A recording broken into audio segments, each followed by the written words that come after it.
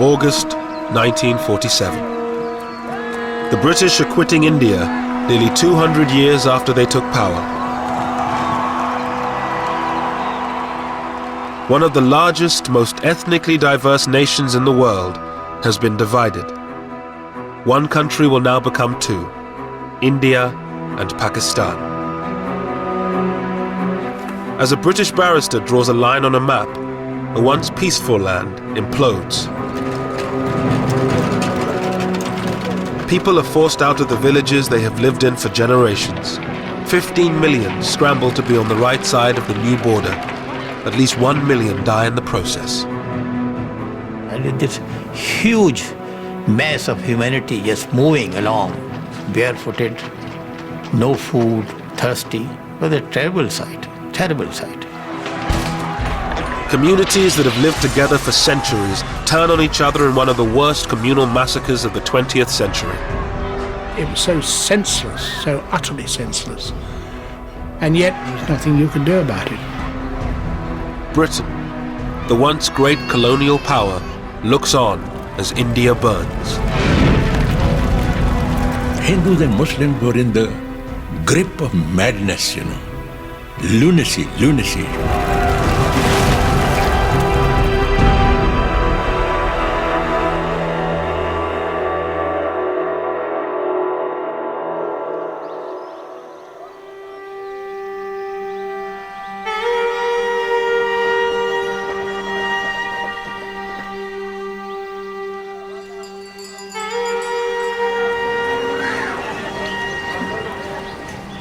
In 1946, British India was largely at peace.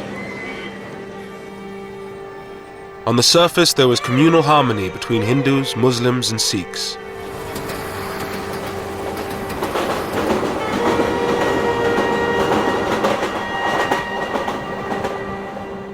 In the same part of the village, I remember Hindus and Sikhs living side by side, living with us, Not far from where I lived, And whenever there was any wedding in the family, I remember the Hindus and the Sikhs bringing sweetmeats, to my father, and offering. And we lived very happily, very happily. In British India, the 255 million Hindus were in a majority. India's 92 million Muslims were concentrated in the northwest and northeast of the country. The 6 million Sikhs lived mostly in the Punjab, one of the richest and most diverse provinces in India. Lahore was its ancient capital.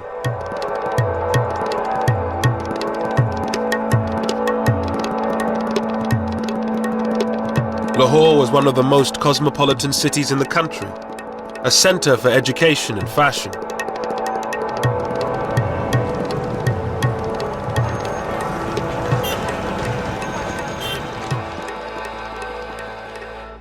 Roded Khan, a Muslim, had left his village to study law and history at Lahore's Foreman Christian College. Lahore took my breath away, It was a different city, and it was a different world.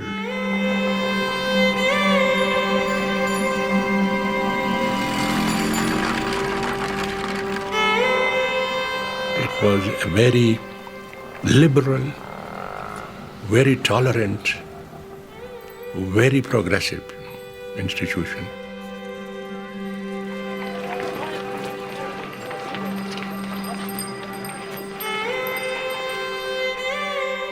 At the same time, Somanand, a Hindu, was in his final year of school in one of Lahore's fashionable suburbs. The fashions in Lahore became popular all over Punjab, not only in Punjab but in northern India.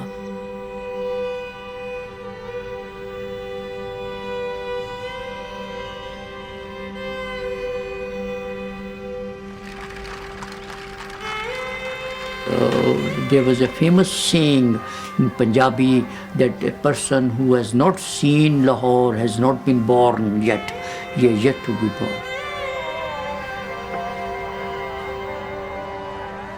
In a few months' time, the peace of this ancient city would be shattered.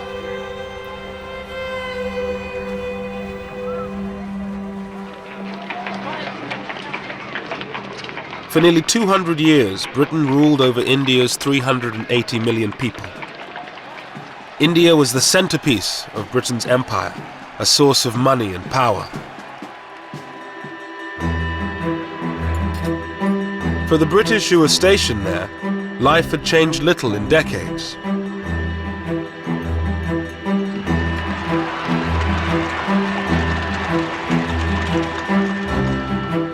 John Moores, an officer to a Gurkha regiment, had been in India for a year. We had a hunt, and they'd imported these hounds possibly in the 20s or somewhere like that, and they used to hunt jackal. The tribesmen would come in with a live jackal and release them eventually, and then the hunt would take it up and try chasing them. But then you had to have a whole brigade out defending the hunters. They would be deployed all round over so many miles.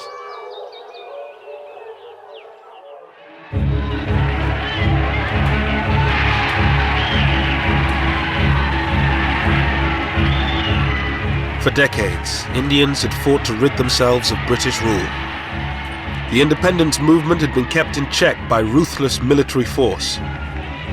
But by 1946, everything had changed. World War II had left Britain bankrupt.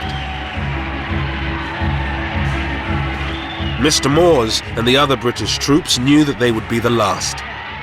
We knew that having come through a very expensive world war, that the cost of maintaining an army in India following the Far East War, we realised that this couldn't be paid for. The taxpayer, England was in a bad state, particularly 46, 47, financially.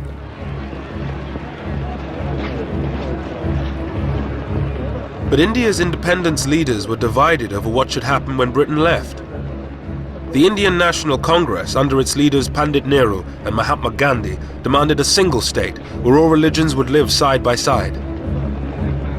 But many Muslims feared living under a Hindu majority.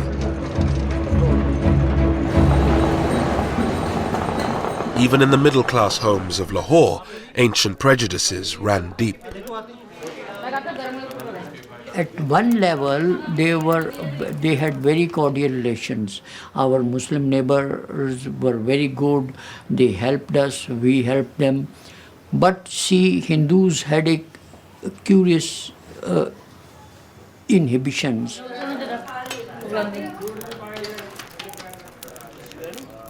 My mother's attitude, she didn't allow any Muslim to enter her kitchen. Any cooked thing from a Muslim home was not allowed to enter the kitchen. When she was eating, she would not allow her Muslim neighbors, the lady, to touch her. So such inhibitions and customs, they kept us apart. In Lahore's old city, Muslims were forbidden from drinking from the same taps as Hindus.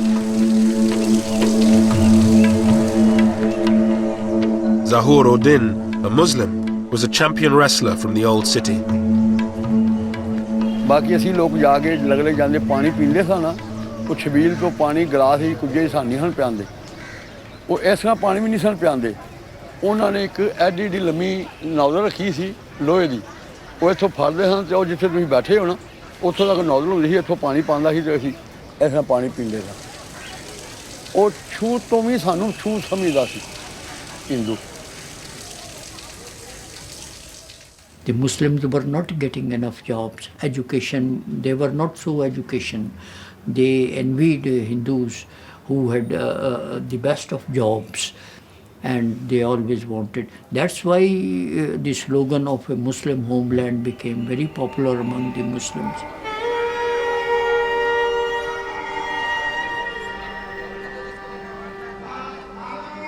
Muslim fears that Hindus would dominate an independent India drove the demand for a separate Muslim homeland.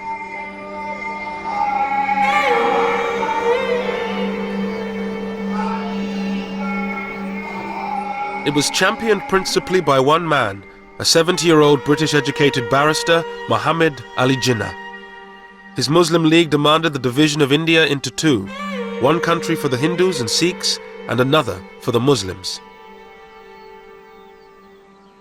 Once the British leave, and there will be a democratic form of government, you see, But in a democratic form of government, the Hindus will always be in a majority and the Muslim will always be in a minority. We have no chance. Our minority will never be transformed into a majority, and the Hindu majority will always remain a permanent majority. Therefore, we have no chance.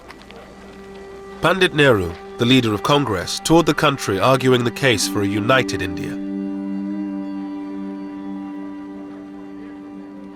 The whole idea that India should be divided was based on a fantastic notion that religion constitutes nationality. Nayantara Sehgal lived with her uncle, Pandit Nehru. While I was growing up, the entire national movement, which had cut across religion, region, caste, class, sex, it had been a truly unifying experience. So for a person like me, it was an absurd idea that India should be divided. It made no sense of any kind.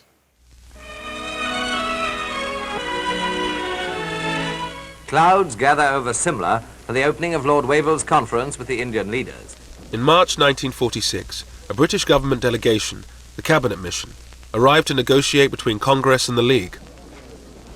This was supposed to be the breakthrough conference, where a deal would be struck leading to an independent India. Pandit Nehru, who calls for an Indian republic, is accused by the League of working for domination over the Muslim minority. Jinnah did compromise on his demand for a separate Muslim state. He accepted a united India if it had weak central powers. But Nehru, a socialist and believer in a strong central state, refused any such concessions to the Muslim League. Mr. Jinnah, the Muslim leader, holds fast to Pakistan, and it's reported that his maximum concessions were regarded by Congress as inadequate. At any rate, the fateful conference at Simla, following the preliminary work in Delhi, has ended in failure.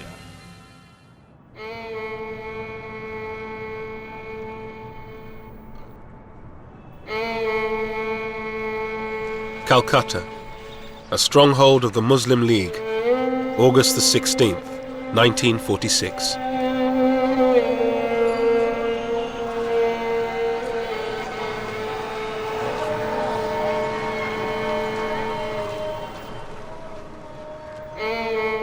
With the collapse of negotiations, Jinnah called for direct action.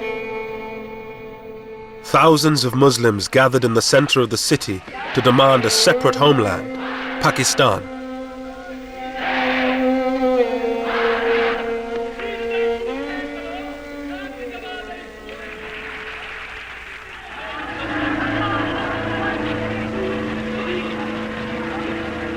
As the crowds dispersed, the more radical elements headed for the Hindu parts of the city.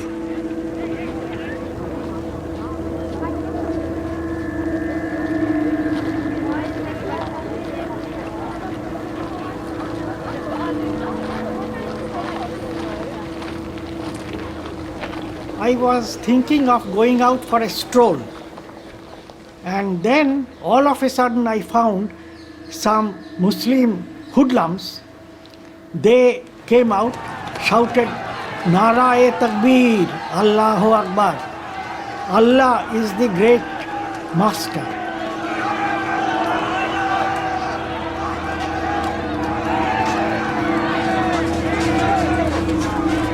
Local gangsters hijacked the demonstration. They whipped up the mob, and it turned violent. Then I found that a neighbor who had come out to see what was happening, his head was cracked and lay bleeding. So I thought that going out would be absolutely foolhardy. Then these boys, they started hitting the doors, and they said that we will not spare any Hindu.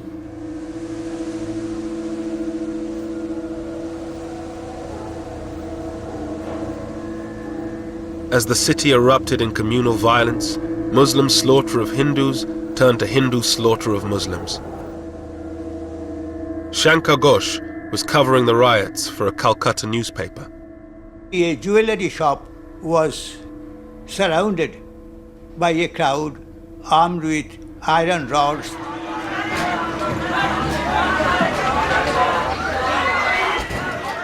An elderly employee, he was already half dead in fear. He came with his folded hands like this. But this furious mob, they had no time to hear what he wanted to say. So I think a boy of 14 or 15 just pulled his leg as he came out, and the man fell down. And someone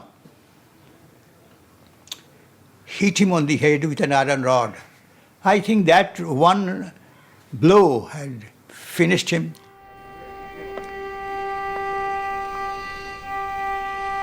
Around 5,000 people were killed in 3 days of rioting.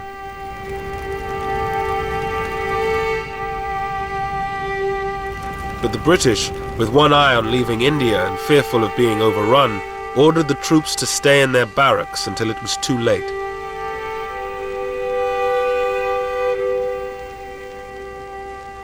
We had absolute faith in British authority. We had absolute faith in the peace that British had given us. For 3 days there was no sign of authority on the streets, and it was anybody could murder anybody.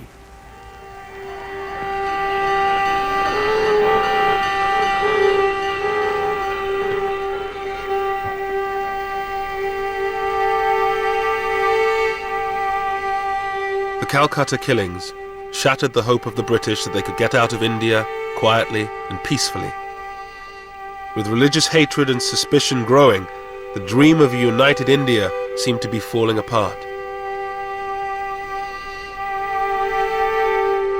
Pran Chopra was a young reporter for All India Radio at the time of the riots. Until then, there was still a possibility that there could be an undivided India. That impression evaporated in the heat of what came to be known as the Great Calcutta Killings. Once that impact spread through the rest of the country, the hope that India could remain undivided began to vanish. After Calcutta, the violence spread. In Bihar, Hindus largely massacred Muslims. In Noakhali, in Bengal, it was Hindus who were mostly under attack. With British power waning, India was in danger of falling apart in the chaos of communal violence. One man thought he could bring the country together and maintain the dream of a united India: Mahatma Gandhi. Ashoka Gupta was one of Gandhi's disciples. After the riots, Gandhiji's attitude was that we are same people, born in the same country, brought up in the same country. We have believed in the community living. Whether you follow this faith or that faith, it doesn't matter. It's the humanity which concerns.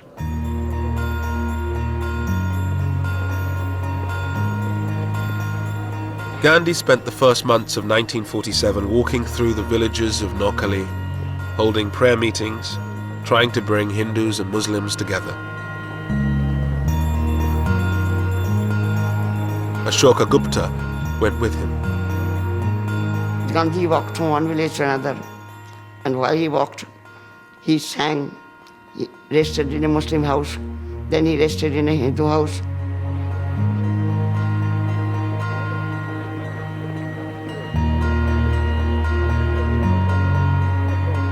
But the great pacifist and campaigner for independence was hardly the unifying figure he wanted to be.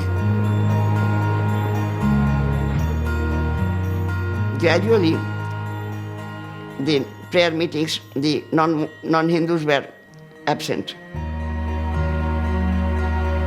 Shankar Ghosh reported the story for his Calcutta newspaper. The Muslims were not keen to come to him, were not keen to listen to him. And Before Gandhiji went on his morning trip from one village to another, they used to defile the path, spread thorns, bones, etc. on his road. An advance party had to be sent because he was in Noakhali, he was not wearing any shoes. He was walking barefoot. Gandhi had always opposed constitutional concessions to Muslims. For many of them, he represented Hindu supremacy. Mr. Gandhi did not appeal to the Muslims, He failed to win the hearts and minds of the Muslims of India, The way he used to talk about politics and his language, it was foreign. It did not appeal to Muslims at all, But he used to be practically, naked. He used to have one arm on the shoulder of one girl, and he should have another arm on the shoulder of another. And the Hindus thought he was a saint, Gandhi's dream of a united India seemed to be collapsing.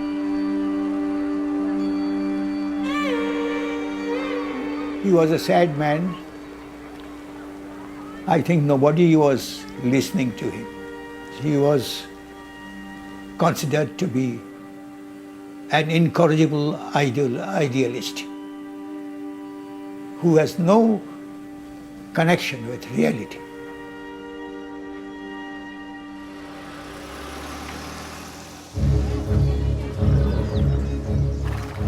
In February 1947, the British government made a dramatic declaration. They would definitely leave India by June 1948. But there was still no agreement on how to give India to the Indians. With chaos spreading, they decided on a radical solution: to appoint a new viceroy. The scene is Northolt Airfield, the occasion the departure of Lord Mountbatten of Burma, who was leaving for India with his wife. Before the new viceroy, there lay the task of holding office for the brief but obviously difficult period of just over a year until the date when Indians are to take full control of India. Everyone in Britain, I'm certain, wishes the viceroy all possible success in India. I was in school, and they said, you'll miss the last term of school, and we're taking you out in the middle of this term because Daddy's been appointed Viceroy of India, and so we're going out for probably a couple of years. And, thought we'd take you as well, because you can be useful.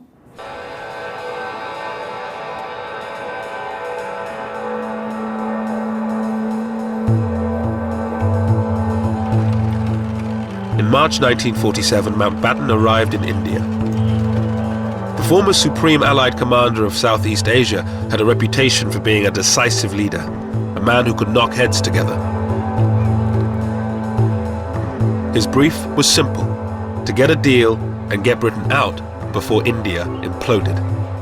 The swearing in, of course, was a very great ceremony in the Durbar Hall. And so trumpeters and all the staff in their full dress uniform, my father in full dress uniform, my mother in a long white dress, and I think a sort of laurel wreaths in her hair. And they looked like film stars.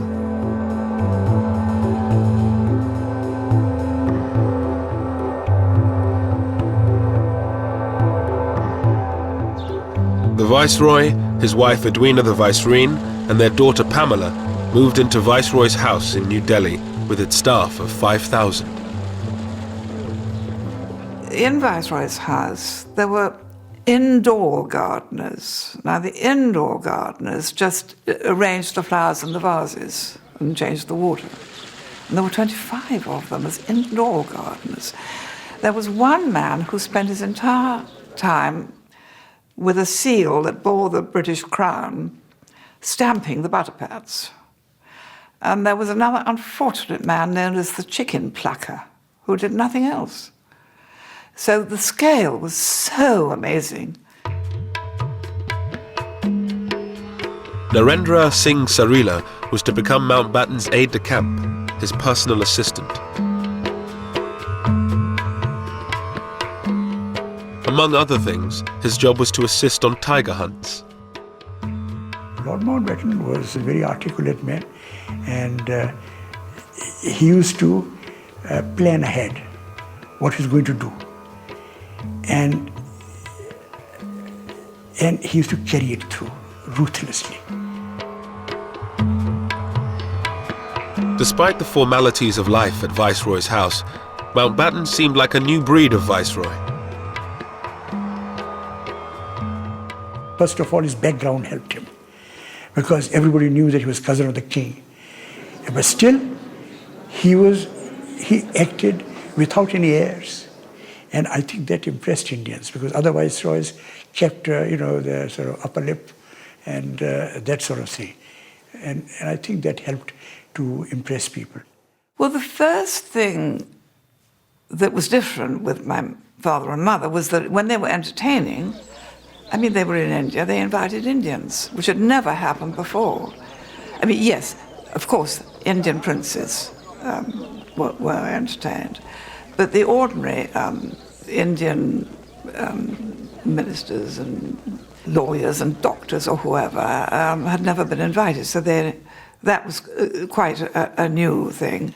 On the personal level, Dickie was a very charming, very handsome, very lovable person who met one very informally, and when one was very young and rather nervous in front of important people, he could put one at one's ease. He was awfully sweet.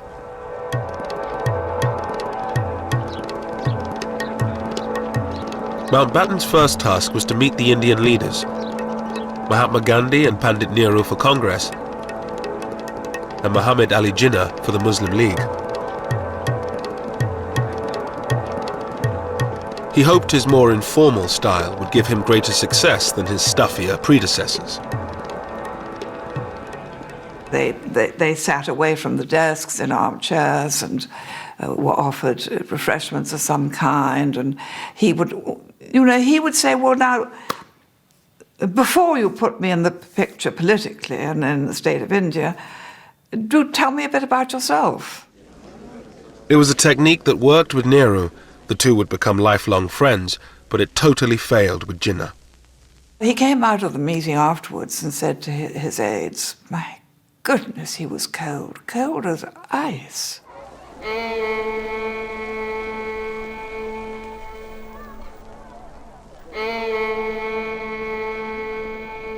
There were now constant negotiations.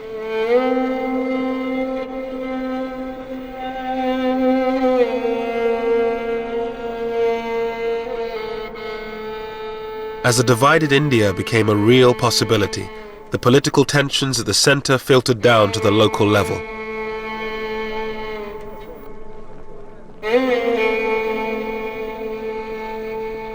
The Punjab was worst affected. The province was one of the wealthiest in India. Hindus, Muslims, and Sikhs all claimed it as their own.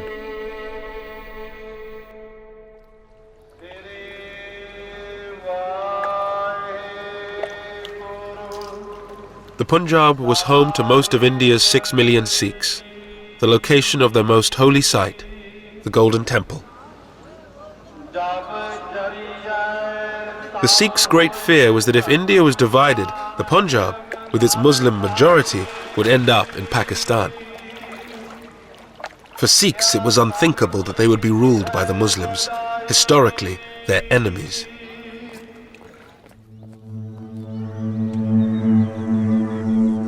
In many villages of the Punjab, communal harmony began to break down.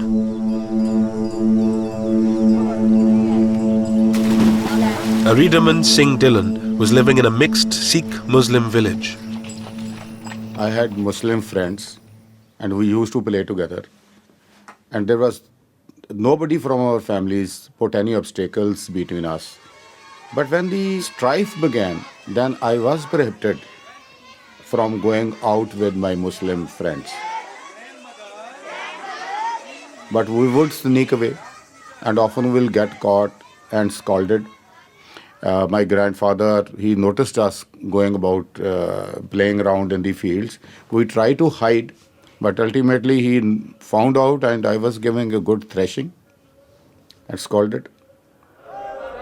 ਭਾਈ ਜੱਸਾ ਸਿੰਘ ਜੀ ਭਾਈ ਨਿਹਾਲ ਸਿੰਘ ਜੀ ਇਹ ਆਪਾਂ ਨਿਰਣਾ ਲੈਣਾ ਹੈ ਕਿ ਸ੍ਰੀ ਗੁਰੂ ਗੋਬਿੰਦ ਸਿੰਘ ਜੀ ਦੇ ਮਹਾਰਾਜ As a young boy, he watched local politicians stir up divisions between the communities for their own ends. ਸਾਡੇ ਜਿਹੜੇ ਹੌਸਲੇ ਉਹ ਬੁਲੰਦ ਹੋਣੇ ਚਾਹੀਦੇ ਨੇ ਸਤਿ ਸ੍ਰੀ ਅਕਾਲ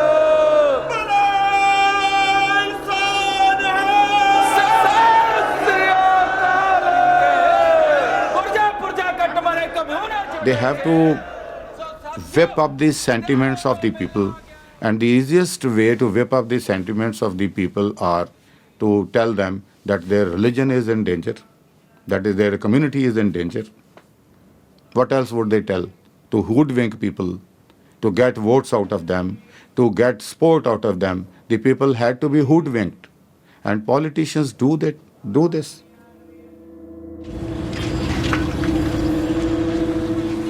Tension also increased in the Punjab's capital, Lahore. Student Somanand always had a lot of Muslim friends. They now refused to talk to him. A class fellow of mine raised the Congress flag on the school building. The Muslims were very furious. Why? They also raised their Muslim League flag on the school building. So the tension increased. The distrust was already there under the surface.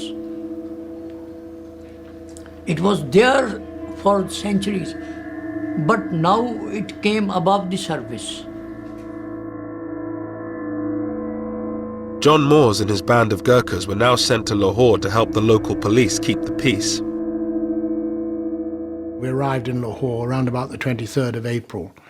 We already knew that there were rumblings going on for intelligence that had been passed to us, and we were briefed on that. And our first job was to get to know the city and how to get around it.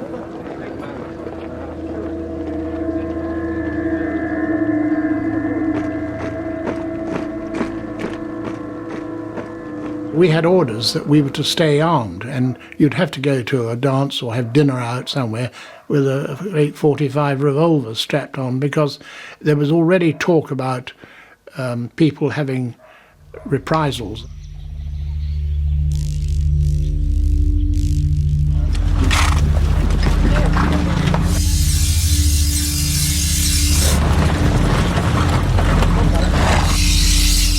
In the villages of the Punjab, there were few British patrols. The Sikhs began forming jathas, armed bands. Many Sikhs had served in the British Army during the war and still had their weapons.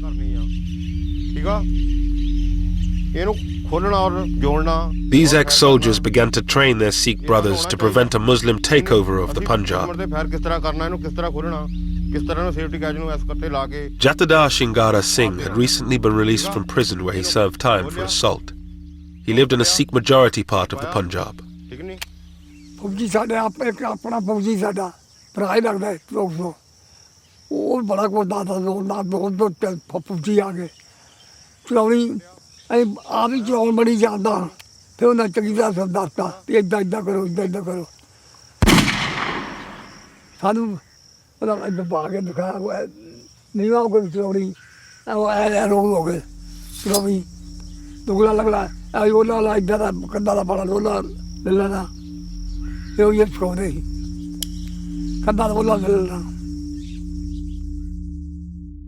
number of Muslims from our village had come down to see my grandfather and told him that they have heard rumors that certain people are getting together in adjoining villages to attack our village and other villages to kill the Muslims. Aridaman Singh Dillon came from a long line of Sikh warriors. His ancestors had been imprisoned by the British. His grandfather, the village head, refused to join in the wave of communal violence. A committee of Sikh, Hindu and Muslim people were created, and they were given small arms like lances and axes. We had a couple of guns, and the basic reason for doing this was to guard their own village against the people coming to loot the Muslims of that village and to guard their Muslim friends. And every night they would hold the patrolling throughout the village to guard the village and the Muslims.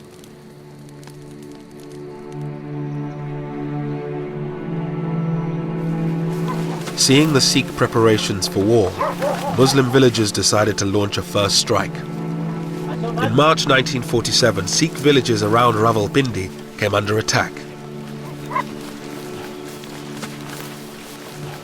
ਤੇ ਝਾੜੀਆਂ ਕੋਲੋਂ ਵੱਡੇ ਆਦਮੀ ਦਿਸਣ ਲੱਗ ਪਏ ਅੱਲਾਹੁ ਅਕਬਰ ਯਾ ਅਲੀ ਅੱਕਾ ਅੱਲਾਹੁ ਅਕਬਰ ਯਾ ਅਲੀ ਨਾਲ ਹੀ ਉਹਨਾਂ ਦੇ ਕੁਲਾੜੀਆਂ ਹੁੰਦੀਆਂ ਸਨ ਕੁਲਾੜੀਆਂ ਉਹ ਉਛਾਲ ਰਹੇ ਸਨ ਔਰ ਬੜੇ ਮਤਲਬ ਯਾਨੀ ਐਗਰੈਸਿਵ ਸਨ ਬੜੇ ਗੁੱਸੇ ਵਿੱਚ ਸਨ ਜਿਸ ਤਰ੍ਹਾਂ ਕਿ ਸਾਨੂੰ ਖਾਈ ਜਾਣਗੇ ਤੇ ਸਾਡੇ ਵਾਸਤੇ ਵੀ ਇੱਕ ਨਵੀਂ ਗੱਲ ਸੀ ਕਿ ਸਦੀਆਂ ਤੋਂ ਅਸੀਂ ਉੱਥੇ ਲੋਕ ਰਹਿ ਰਹੇ ਸਨ ਕਿ ਹੋਇਆ ਕੀ ਹੈ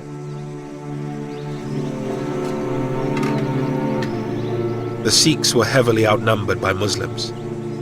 Their biggest fear was that their women would be taken away, converted and raped.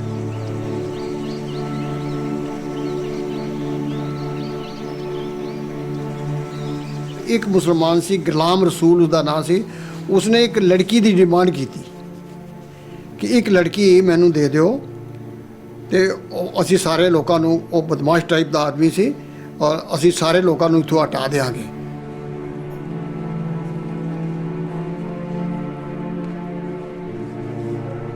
The women of the village went into hiding. Bir Bahadur Singh's father decided to act to save the honor of his village. His teenage son looked on. 10 ਸਾਲ ਤੋਂ ਲੈ ਕੇ 40 ਸਾਲ ਦੀ ਤੱਕ ਜਿਹੜੀਆਂ ਸੁਨੱਖੀਆਂ ਸਨ ਸਾਡੇ ਇਲਾਕੇ 'ਚ ਬੜੀਆਂ ਔਰਤਾਂ ਸੁਨੱਖੀਆਂ ਹੁੰਦੀਆਂ ਸਨ ਪਹਾੜ ਦਾ ਨੀਮ ਪਹਾੜ ਦਾ ਇਲਾਕਾ ਸੀ ਤੇ ਉਹ ਸਭ ਤੋਂ ਪਹਿਲਾਂ ਆਪਣੇ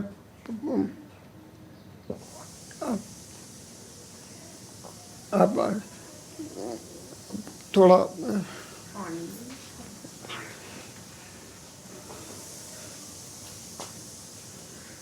आवाज़ मारी सब तो पहला अपनी बेटी नू मान बेटा आ जा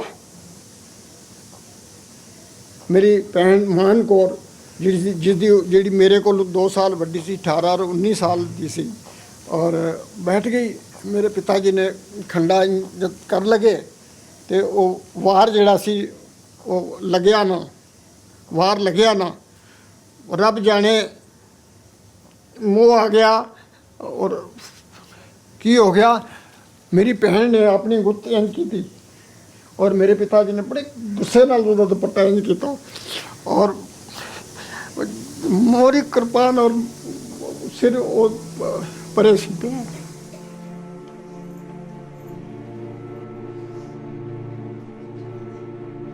ਉਹ ਦੋਏ ਚਾਚਾ ਭਤੀਜਾ ਨੇ ਮੇਰੇ ਇੱਕ ਹੋਰ ਤਾਇਆ ਜੀ ਵੀ ਉੱਪਰ ਸਨ ਜਿਨ੍ਹਾਂ ਦਾ ਕਾਫੀ ਵੱਡਾ ਸਰੀਰ ਸੀ ਉਹਨਾਂ ਸਾਰਿਆਂ ਨੇ ਕੱਟਣਾ ਸ਼ੁਰੂ ਕੀਤਾ ਖਟ ਖਟ ਖਟ ਦੀ ਆਵਾਜ਼ ਆਉਣ ਸੀ ਮੈਂ ਯਕੀਨ ਜਾਣ ਕੇ ਜਾਣਾ 60 ਸਾਲ ਮੈਨੂੰ ਅੱਜ ਦੀ ਯਾਦ ਹੈ ਕਿਸੇ ਨੇ ਹਾਈ ਨਹੀਂ ਕੀਤੀ ਬਸ ਵਾਹਿਗੁਰੂ ਦੀ ਆਵਾਜ਼ ਆਉਂਦੀ ਰਹੀ ਹੈ ਕਿਸੇ ਨੇ ਹਾਈ ਨਹੀਂ ਕੀਤੀ ਕੋਈ ਨੱਸੀ ਨਹੀਂ ਕਿਸੇ ਨੇ ਰੋਲਾ ਨਹੀਂ ਪਾਇਆ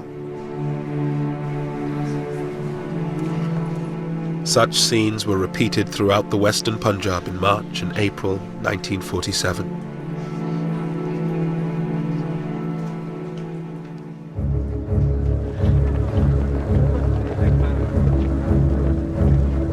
With the threat of all-out conflict, a deal became a matter of urgency.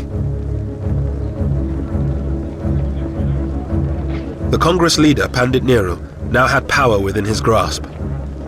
But to get the British out quickly, he had to compromise. He abandoned his dream of a united India and accepted partition. A statement will be read to you tonight, giving the final decision of His Majesty's government as to the method by which power will be transferred from British to Indian hands. On the night of June 3rd, 1947, Mountbatten, Jinnah and Nehru broadcast the news that they had finally struck a deal. They would divide India in two.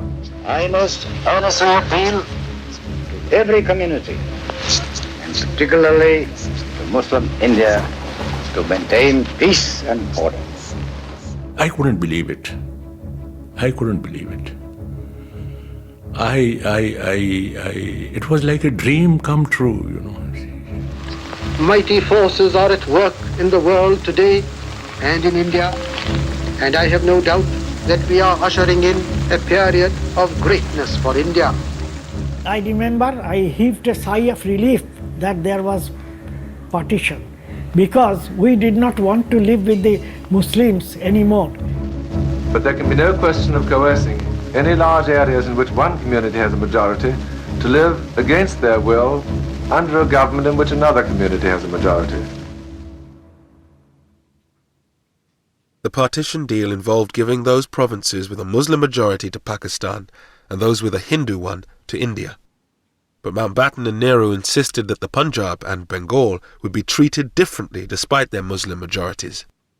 Jinnah was forced to accept that both these provinces would be cut in half and divided between India and Pakistan.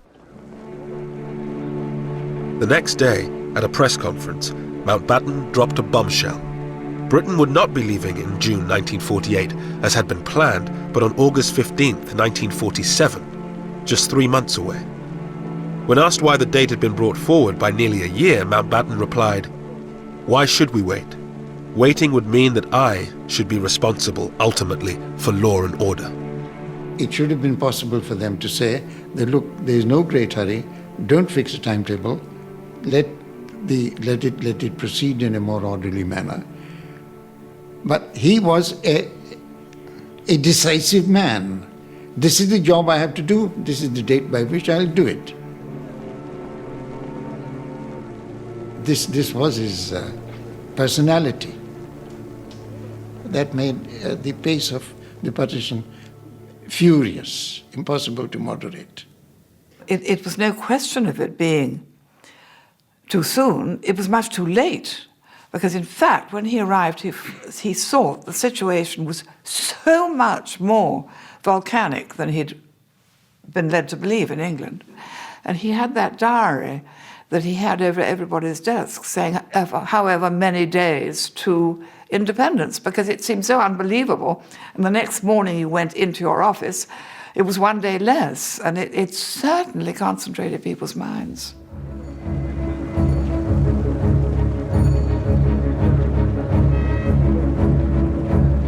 But with 3 months to go, no decision had been made on one crucial matter: where the border between Pakistan and India would lie. A new boundary had to be urgently drawn up.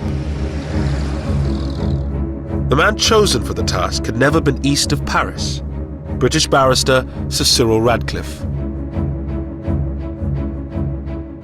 Cyril Radcliffe was a very remarkable man. It was not just the quality of his mind, though that was formidable, perhaps the most formidable I ever encountered, I think. He had this unerring gift for going to the heart of anything he was discussing. He came very clearly to a rational conclusion. He was a very rational man. On July 8th, Radcliffe arrived in India. He moved into a bungalow on the Viceroy's estate. With partition only 36 days away, he met Mountbatten. The brilliant and serious barrister did not quite hit it off with the flamboyant Viceroy. I think he thought that he was a vain man, and not a man whose judgment was totally to be relied upon. But he didn't dislike him, and I think he respected the fact that Mountbatten was the last Viceroy and doing the best he could with a very difficult remit. Could you get me the figures, please, for the Gurdaspur district? I believe I'm right in saying that there is a narrow Muslim majority, but not a substantial one. Yes, it's 50.6%. 50.6. With his private secretary, Christopher Beaumont, Radcliffe began his work. His toughest job would be in the Punjab and Bengal, which were being divided in two. Radcliffe was being asked to draw a line through the middle of both provinces. In doing so, he would look at which religion was in a majority in each individual district, but he would also take into account other factors, such as the connection of railways, canals, and irrigation channels. In the streets of its great capital, Lahore, there was uncertainty over which side of the city the border would fall.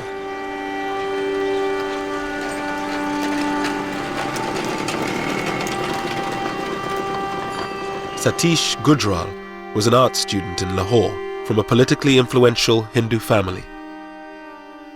Most of my Muslim friends also agreed that logically speaking, there was more chance that Lahore will go to Indian side.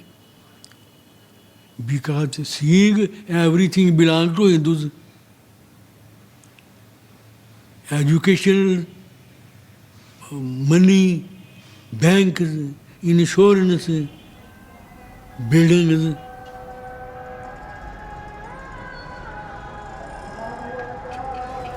या मौला जी दोवां कन्ना ही फिर लाहौर सन पाकिस्तान च लिया असीं इत्थे ही रहिए असीं घरों बाहर ना निकलीए सारियां कबरां भी इत्थे निकल गईयां असीं ते मरांगे इत्थे घरों बाहर ही निकले ना किते गए ने ना किते आए ने On the quayside at Bombay, Viscount Mountbatten bids bon voyage to 1,500 British soldiers. With tension increasing, the British government decided this was the moment to bring most of the remaining troops home. 50,000 more.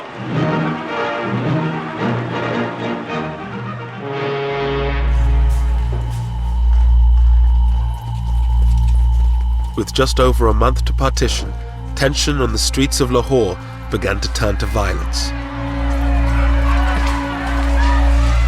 There was a date and everybody then knew that do whatever you can now, because after this date you won't be able to do it. Whether it's looting Muslims or looting Hindus, whatever it might be. So therefore the date itself became a driver. With the border still to be decided, Muslims, Sikhs and Hindus began to clear their neighborhoods of anyone not of their community. माहौल जो खराब होंदा गया फिर इहो ही होंदा गया कि इत्थों ਜਿਹੜੇ ਮੁੰਡੇ ਸਨ ਨਾ ਉਹ ਰੇੜੀ ਦੇ ਵੱਢ ਕੇ ਨਾ ਵੱਡ ਵਡਈਆ ਕਰਕੇ ਇੱਕ ਅੱਧਾ ਬੰਦਾ ਲੱਗਿਆ ਕੋਈ ਫਸ ਗਿਆ ਉਹਨੂੰ ਵੱਢ ਕੇ ਤੇ ਬੋਰੀ 'ਚ ਪਾ ਕੇ ਤੇ ਇੱਥੇ ਲਿਆ ਕੇ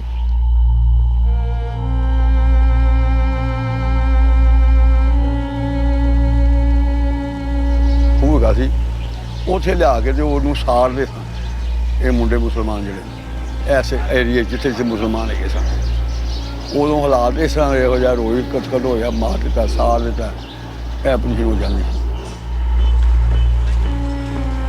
Despite violence erupting around the Punjab, the British presence was now minimal. John Moores and his small group of Gurkhas did what they could in Lahore. You try to get in there quickly and say, well, what's happened with the police? And they say, well, this shop's been set on fire. And then the next thing which upped it would be someone would be killed or burnt. And so then you get a reprisal from the other side, then picking on somebody else. And gradually, this is how it escalated. It was like a bushfire. And it was difficult to control. As Lahore tore itself apart, Mountbatten had other problems to solve. Partition was just a few weeks away, but the future of large parts of India had yet to be decided, that of the princely states.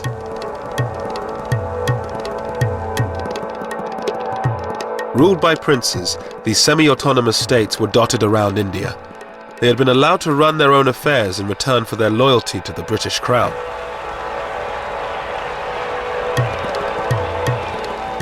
The princes assumed the British would allow them to decide their own fate after they left.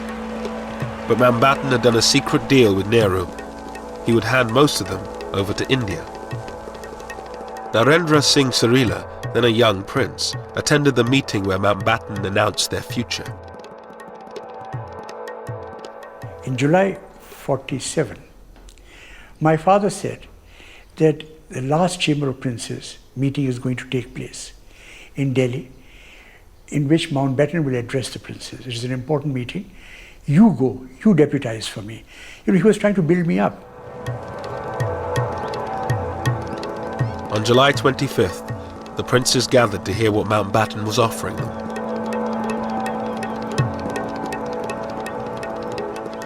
He came and stood in front on the podium. And I remember that he looked left and right while pictures were taken. It was perfect showmanship. And then he started addressing the princes. Your Highnesses, ladies and gentlemen, and he said that we have no alternative but to sign the instrument of accession.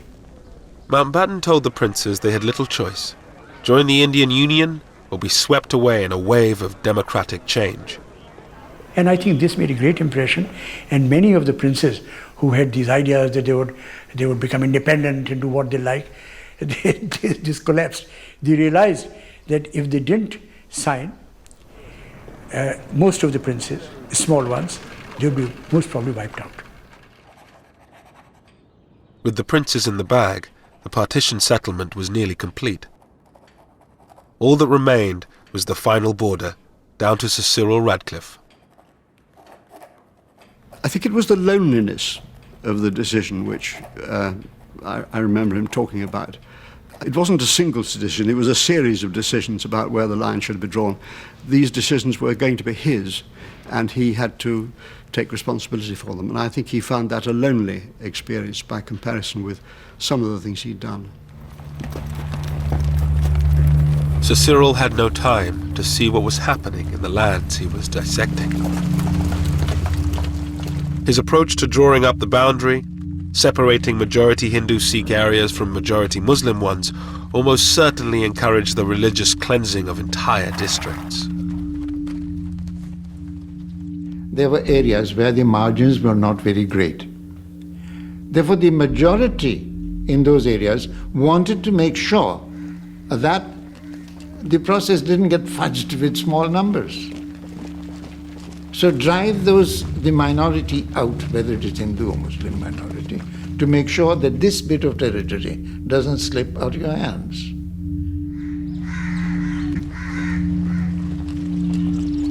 Mayhem now ensued in the villages of the Punjab.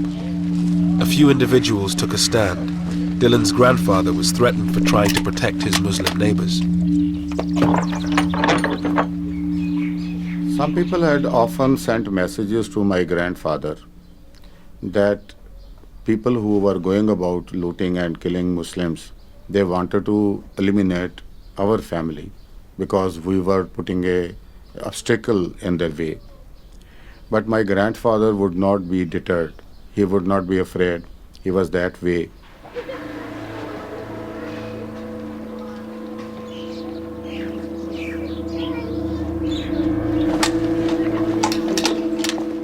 पता लगता है वो table 4 बजे सदरी दे flight सद प्यार हो गए लड़कारे मार के तो सीधे हाँ टिकड़ा गया ना मैं रोटी का रोटी ला खा छाल मार के आ जा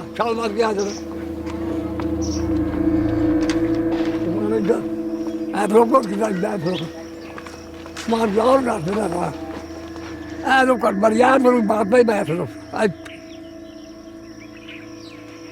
मानो ऐसा ही लेकिन कुमार थी ना आता है बजा में तो बड़ी बिकी जी बड़ी फबरी बड़ी बड़ी और लाग रहा थी तो कब चौका कितना आ गए वो जीवन है साढ़े ने मारे हैं बड़े खुश होते हैं दूसरे लड़कारे मारते जो बढ़ देते हैं लड़कारे मारते मगर तगड़ा जा लड़कारे मारते ये जिन्हें बिंदु गलत होगा ना मैं कामयाब है कब बहुत कामयाब था मैं ज़्यादा मन्ने तो नहीं मैं और एक तरह मैंने कोई बंदा कला लोग जो फोड़ने आते गला कर दिया बुढ़ा जी गला कर दिया था कितने एक दिन में सकता मैं जल्दी कर नहीं सकता मैं जेड़ा ला उधर काबू नहीं करता रहा. Small contingents of British-led troops scoured the countryside trying to stop the violence. But by then, they were just too few to make a difference. One had messages coming in all the time by hand, written messages. I can remember one, it was rather a sad, pathetic note by some chap who could write a little bit of English. And he had been in the Indian Navy. And on a scrap of paper, this came in one day saying, I'm home on leave at this particular village. And my name is so-and-so, my number is so-and-so, please can you come and help us, we are going to be attacked. But by the time we located the village, we got there and the village had been attacked and I couldn't find this man, a lot of people were killed. So it was that sort of message, it was sad, you know, people desperate for help and knew where we were. But when I say we were only 100 people. I mean, the whole area was something like, what, 50,000 square miles? One village I went into where we knew there was something afoot. I hadn't been told to go there. I was coming back at the end of a patrol and I saw vultures circling, and so that was usually a pretty good indicator. And got into the village and sure enough it had been completely decimated. The well was full of bodies. One woman had been pregnant and she'd been carved open completely and breasts had been cut off, and awful atrocities. ਉਹ ਗੱਲ ਨਹੀਂ ਨਾ ਮਾਰੀ ਲੱਗਣ ਦਿੰਦੀ ਸੀ ਸਾਡੇ ਬਾਰੇ, ਫਿਰ ਉਹ ਤਾਂ ਸਾਡੇ ਬੰਦੇ ਹੀ ਆਏ ਨਾ, ਉਹ ਦਾਦੇ ਇੱਦਾਂ ਹੀ ਸਾਨੂੰ ਮਾਰੀ ਜਾਂਦੇ ਆ, ਅੱਧੇ ਜੀ ਮਾਰਦੇ ਆ, ਉਹ ਨਹੀਂ ਬਾਹਰ ਲੱਗਣ ਦਿੰਦੇ। ਇਹ ਚੰਗਾ ਹੁੰਦਾ ਜਰਾ, ਇਹ ਚੰਗਾ ਹੁੰਦਾ ਹੈ, ਜਿੰਨੇ ਬਾਰੇ ਜਰਾ ਚੰਗਾ ਹੀ ਆ।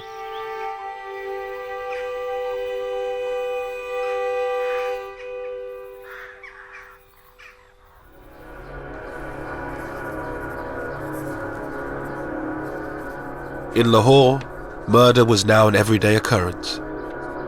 With partition just 2 weeks away, rumours circulated that the city would go to Pakistan. Lahore's richer Hindus took no chances. There was tension.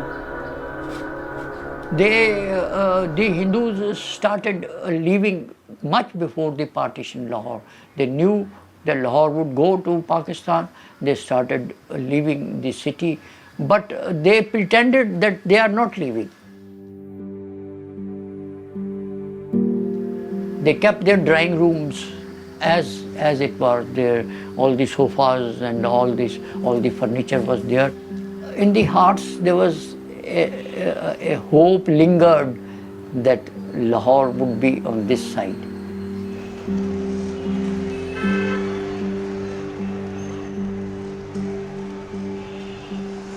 ਕਈ ਜਿਹੜੇ ਮਾੜੇ ਮੋਟੇ ਸਨ ਉਹ ਜਿਹਾ ਉਹ ਤਾਲੇ ਮਾਰ ਕੇ ਵਿਚਾਰੇ ਲੁਕੇ ਰਹਿ, ਕਿੱਥੇ ਜਾਈਏ ਕਿੱਥੇ ਆਈਏ, ਉਹ ਲੋਕ ਹੀ ਮੋਏ ਨੇ। ਜਿਹੜੇ ਸੌਖੇ ਸਨ ਉਹ ਪਹਿਲੇ ਹੀ ਨਿਕਲ ਗਏ ਸਨ, ਤਾਲੇ ਮਾਰ ਕੇ ਜੰਗਲੇ ਮਾਰ ਕੇ। Som's father, a bank manager in Lahore, said if they could live under the British, they could live under the Muslims. I didn't want to leave. My father also didn't want to leave. He hoped. And he said, okay, all these people who are leaving, they are fools. They'll come back tomorrow.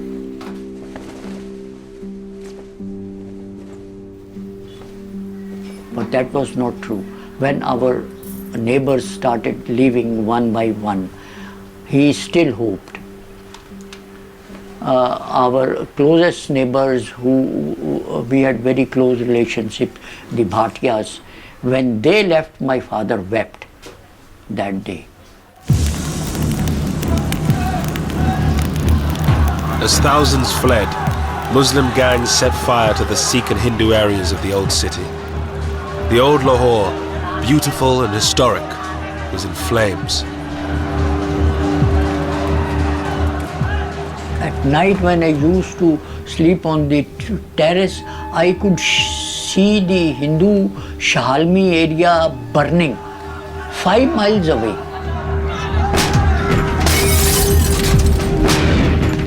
The flames could be seen. So high the flames were. Shahalmi was a thickly populated Hindu area. It was burnt down completely. And I could see 5 miles away the flames, the light, all that. And we were so terrified that night. All around my house, people were running. Children, elders, women. When I asked someone, he said, mobs are coming. and the area is on fire.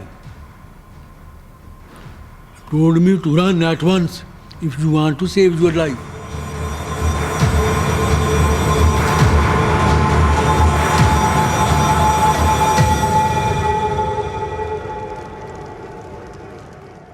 The whole horizon full of fire, smokes, and all red. It was such a sad, sad, sad moment for my life. Seeing Lahore, such a beautiful city, it was all burning. I have done what I can in drawing the line to eliminate any avoidable cutting of railway communications and of river systems, which are... On August 9th, Radcliffe had finished drawing up the border, but Mountbatten decided to keep the new boundary a secret until after independence, so the British wouldn't be blamed for any ensuing violence. Of this interruption, the delay prolonged the uncertainty, and some believe it increased the loss of life. Signed, Cyril Radcliffe. I never forgave him. Why he kept the decision to be announced about Lahore so late? I feel much killing could have been saved if they had announced the fate of Lahore 15 days before.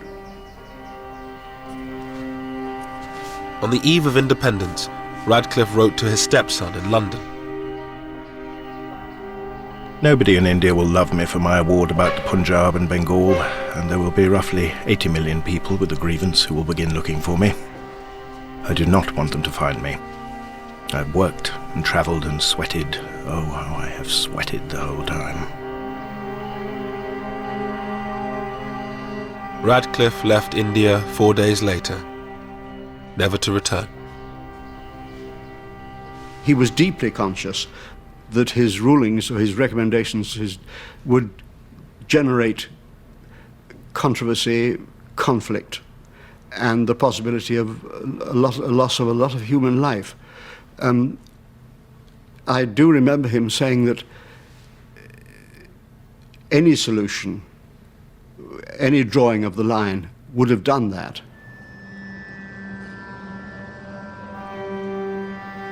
On August 14th, 1947, a new country was born on the subcontinent. Jinnah's dream of a Muslim homeland became a reality in Pakistan.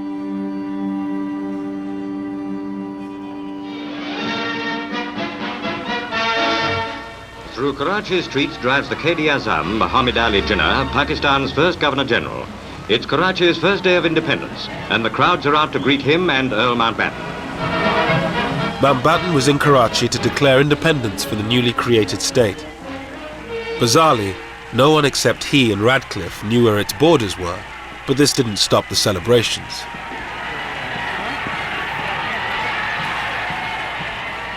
It never occurred to us that the Muslims of India will ever see the emergence of a sovereign, independent country, which they could call their own, you see. A country they could live for, a country they could die for, you see. It never occurred to us,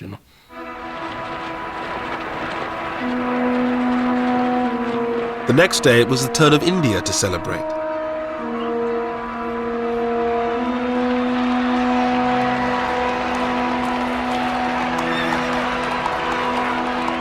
Hundreds of thousands thronged the streets as Nehru, Mountbatten, his wife Edwina, and their daughter Pamela made their way to the Constituent Assembly.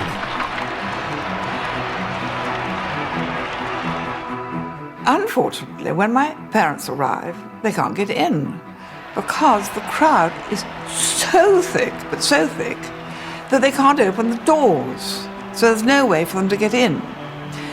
So somebody has to crawl in some window and go to the Prime Minister and say, it's like to the Viceroy, I can't get in because the crowd is so vast. Will you come and sort it out?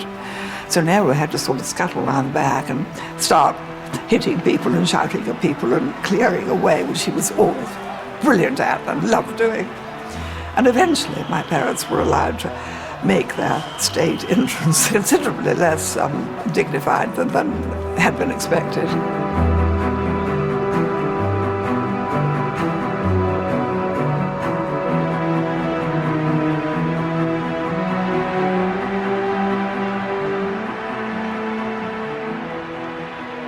Well, you must remember that whatever the tragedy of partition, there are other aspects to it. I mean, it was an exhilarating occasion. There were millions of people out on the street celebrating. For my uncle and for his colleagues, it was the realization, though not in whole but in part, of their lifelong dream, the cause to which they had given their entire lives. And here it was, Indian independence. But not everyone was celebrating. Gandhi, who for decades had struggled for a united independent India, lay fasting in Calcutta. His disciple Ashoka Gupta was with him. He was a disappointed man. He was a man in distress. And he found that whoever people went with him to start with, now are deserting him. The desertion by other leaders, I think, hurt him very much. He wanted to die. His attitude was, let me die.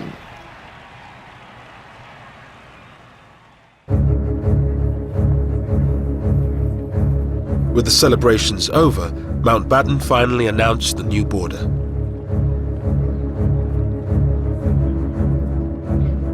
It sliced through the previously united provinces of Bengal and Punjab. Lahore was given to Pakistan, a disaster for the city's few remaining Hindus. We were dejected and we were so sorry because, see, those Hindus, by that time, Hindus had realized that it would not be possible for them to stay in Pakistan.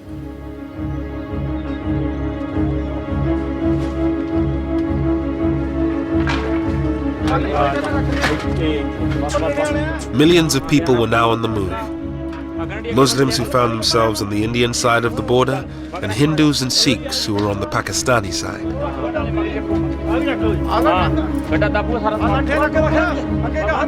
They packed their belongings onto bullock carts and left the villages they had lived in for generations.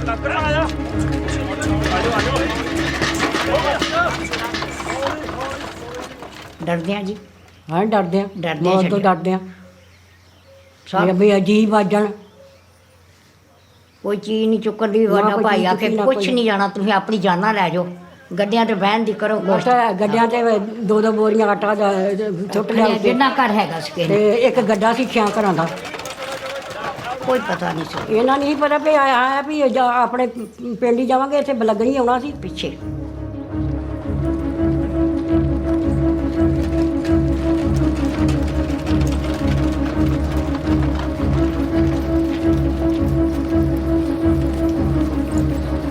The refugees formed human caravans called kafilas.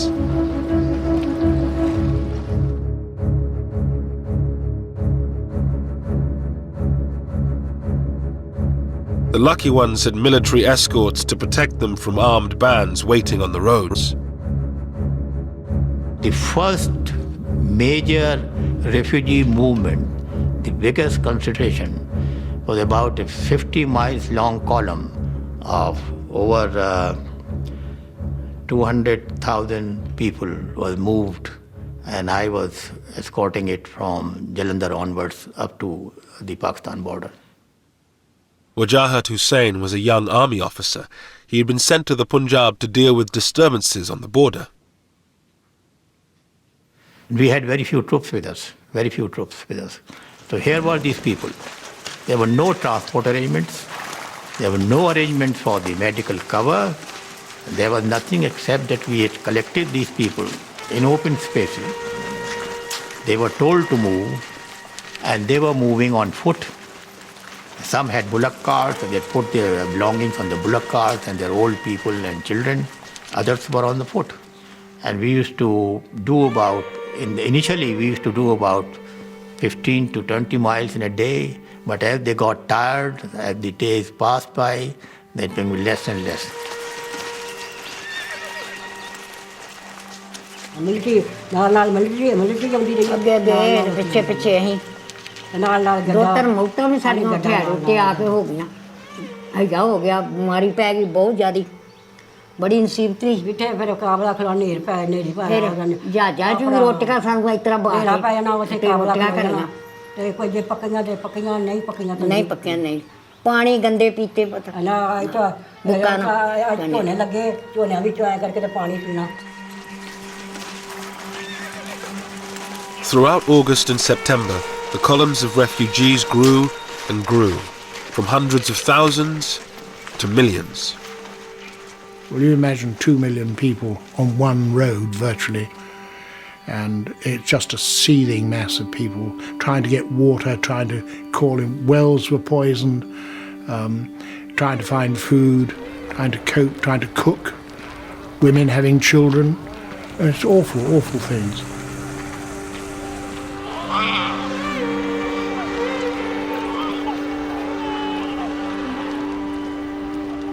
And of course they often tried to stop us and to ask for help, and sometimes, if depending what we were doing, we'd stop and say, what's the matter, what do you want? And then they'd say, we've no food, and say, well, I'm sorry, I can't do anything for you, because that wasn't our job. We just didn't have any food to give them.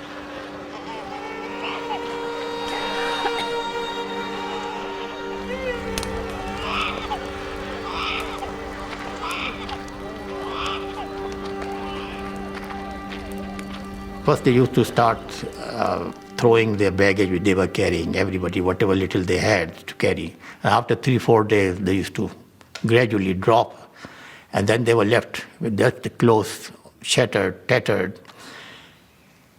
And lastly, the mothers leaving their small babies. That was our biggest problem. And there were these crawling babies, and on the side of the road with these thousands and thousands of people just moving. It was a terrible sight, terrible sight.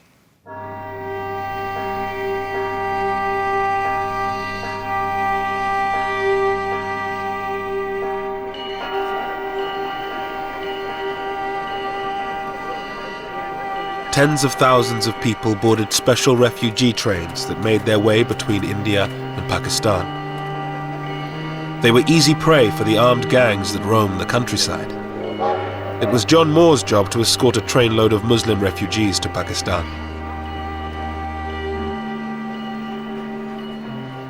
It wasn't a train, it was just a lot of coal wagons, steel coal wagons, and this of course is August, which is pretty hot.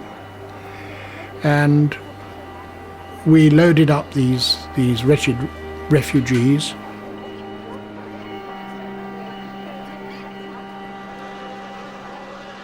It was very distressing, and the journey from Ambala to Amritsar by train normally, you could do it in about, I suppose, 4 or 5 hours. And in this case it took 4 days.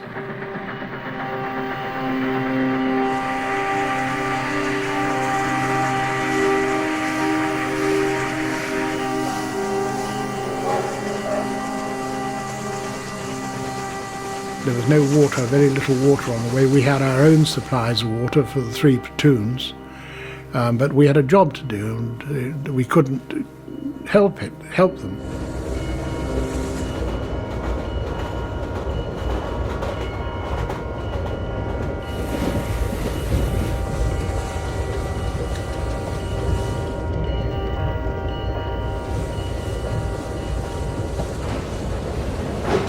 Three days into their journey, they reached the Sikh stronghold of Amritsar. Just 14 miles from the border, they were forced to stop to pick up water. The station had been taken over by hundreds of armed Sikhs. Amritsar station was crawling with, it was packed, it was like sardines, right across not just the platforms but across the tracks. They all had weapons of some sort or another. Some were old blunderbusses, some were fairly modern rifles, spears, swords. They were shoulder to shoulder crowds and pushing and shouting and screaming, and you realised that you were just going into a hell, and if you didn't look tough, you were for trouble because they would then have gone for us before the refugees. And I said the thing to do is to get the grenades out, let them see. A lot of them are ex-soldiers, these people here, the weapons they were carrying. Let them see you priming grenades, prime the grenades, and that they'll know you mean business then. And doing that, the crowd sort of melted back and away and left us clear. And I suppose we must have been in the station for about 4 hours, something like that. And just as dawn was breaking, we managed to pull away the engine to do the last 14 miles. There had been very little planning for the movement of refugees or their protection. Most British troops had already been sent home, whilst Indian and Pakistani forces were in total disarray. They were totally inadequate forces. The reason was very simple, because the Indian army was being split. At the same time, don't forget that the troops were also concerned about their families, because wherever they came from, the trouble was going on in their homes also. So they were very much concerned. And most of them were on leave, or they were on the process of joining their new unit, or they had already joined. So very few bodies on the ground, really speaking, available to us to deal with the job.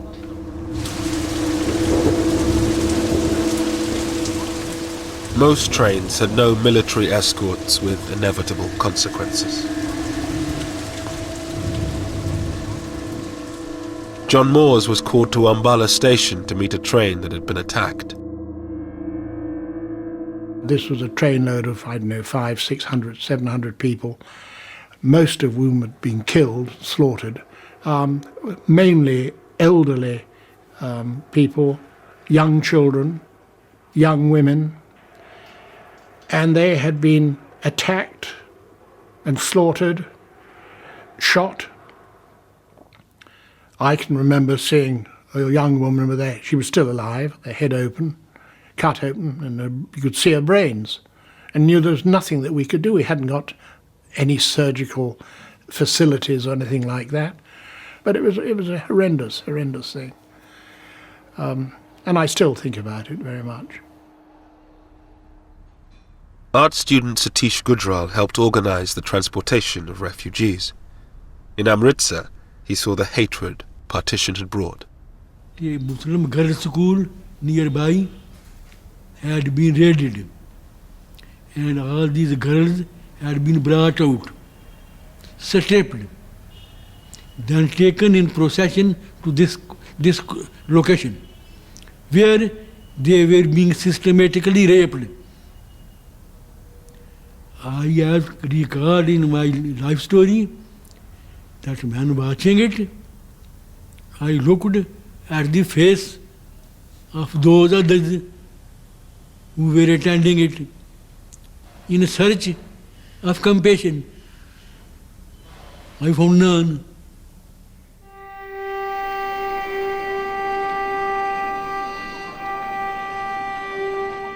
In the coming months, around 15 million people made the journey from one side to the other.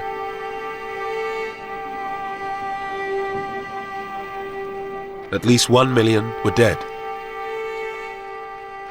Thousands more lay abandoned in makeshift refugee camps, stuck on the wrong side of the border.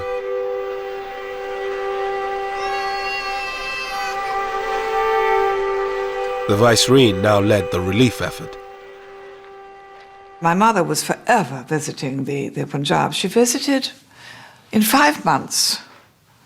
She did 70 major tours of the Punjab into the camps and trying to organize the camps, organize the hospitals, get guards on the hospitals, get food. And they soon learned that tell Lady Mountbatten something or answer one of her questions and something will happen.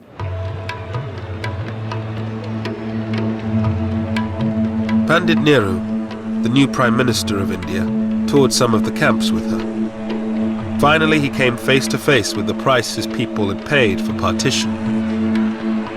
Satish Gujral was in a refugee camp in Lahore when he arrived.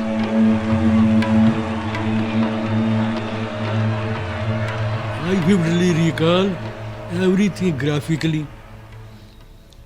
There the refugees wanted to kill him. He was shocked.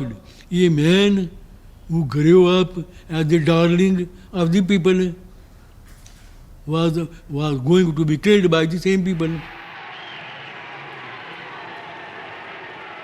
I had been in pro-Nehru fellow, but that evening I did not feel, because I thought for the leaders having been truly responsible for all this havoc. So I thought he was only harvesting what he had sowed. So that first time that day, I felt no reverence toward him.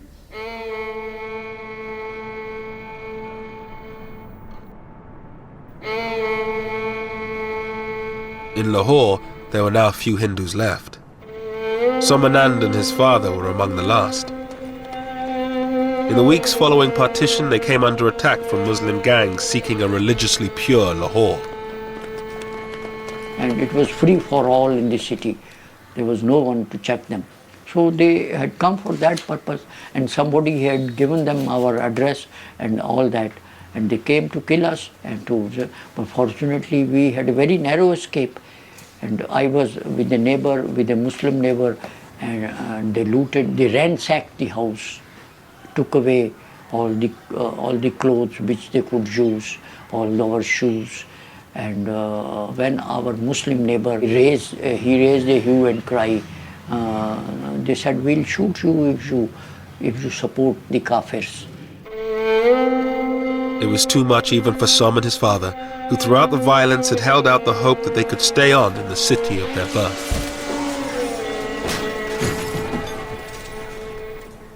Then we decided to go to Delhi straight away. Went to the airport and came to Delhi with our 2 clothes, nothing. We left in a plane. My father bought 2 tickets for Delhi. I saw our houses when the plane went up and flied over model town. I wept.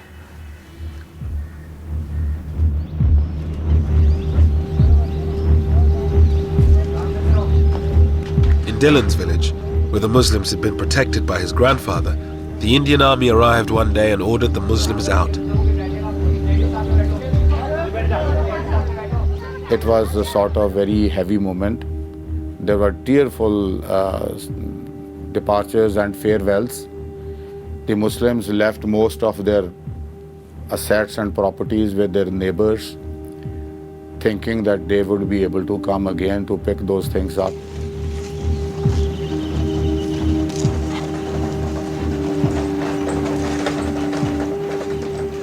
Initially, the people felt very remorse about their going. But then, in a couple of days, sort of they try to occupy their homes.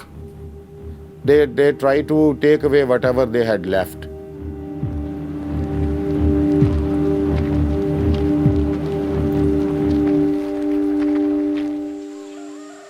In only a few months, India had been divided along religious lines.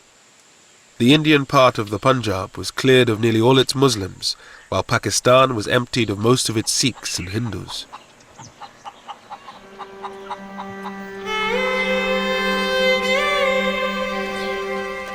Lahore, once one of the most mixed cities in all of India, was now home only to Muslims. Gone was the cosmopolitan Lahore, you see. Gone was liberal, tolerant, progressive Lahore, you see. But I think culturally, Lahore suffered, you see. It was a great city in those days. It was a great city in those days. With the passage of time, we became more conservative, more backward, more intolerant, more pseudo-Islamic, pseudo-Islamic. I think the primary responsibility is of the Hindus who didn't treat the Muslims as their equals. That was the root cause. The Muslims and Hindus couldn't integrate despite living together for all these centuries. With the partition over, the job was done for the few British troops still left in India. John Moores returned to Britain at the end of 1947. I think the worst thing was that we couldn't stop the violence. The unnecessary cruelty is something which we didn't really know much about. Mountbatten stayed on in India until the end of 1948 as its Governor-General. He returned to his career in the Navy, becoming First Sea Lord. He was killed by an IRA bomb in 1979. The whole problem was that Mountbatten tried to do this job in too short a time. To expect a country to be partitioned, a new country to be created, and within 2 months move the portion of the government of India to Pakistan, and to move the troops to Pakistan and from Pakistan to India was a tremendous job. It cannot be done, and that's exactly what happened. Everything went out of control.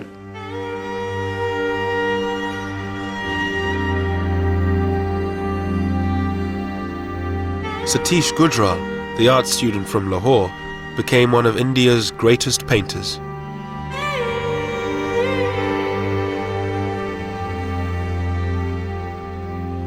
This experience sank in me so deep after partition, and began to paint without any consciously effort. This woman suffering, this brutality of man to man became my theme.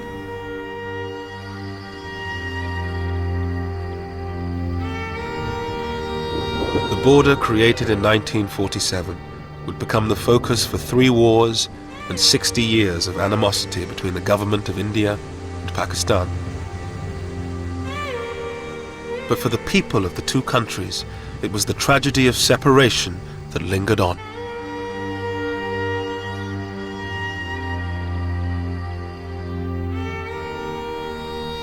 I missed my friends.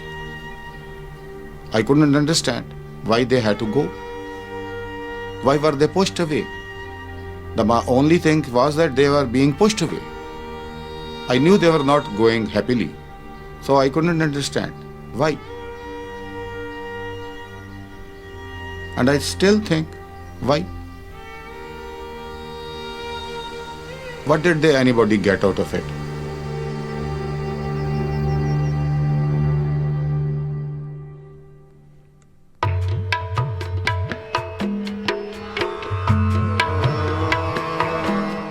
And on BBC 4 at 11 in Midnight's Grandchildren, 3 British teenagers travel to the Punjab to see how their families were affected by partition.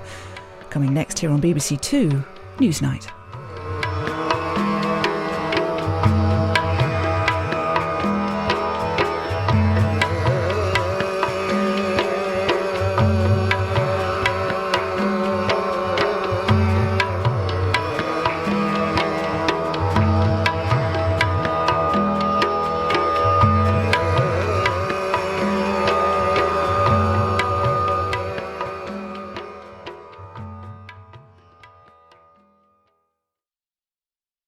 What's it really like to be British and Asian today? How has the independence of 60 years ago affected your life? Have your say. Asian Nation continues today on the BBC Asian Network.